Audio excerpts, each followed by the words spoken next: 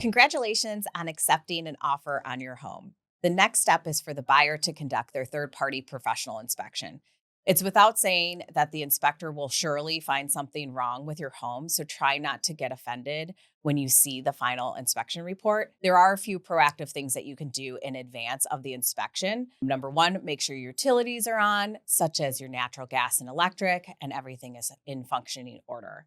Ensure all your doors, handles, and hinges open and close properly. This includes all interior doors, such as closets and bifolds, and your exterior doors. Ensure all your faucets and piping under your sinks are free of leaks. Replace the furnace filter. Check that the hot water is running. Clean out any slow draining tubs or sinks. Flush all toilets. Make sure those are secure to the floor and the supply lines are free of any leaks when you flush. Ensure there is access for the inspector to view your furnace, your mechanical room, electrical panel, attic, and sump pump. Make sure all of your appliances are plugged in and actively operating. This includes mini fridges and ice makers.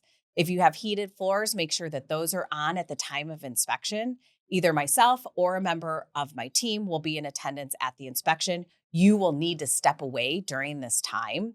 The inspection can last anywhere between 1 to 6 hours, depending on the size of your property. By taking these small steps up front, you will help alleviate potential costs and stress on the back end.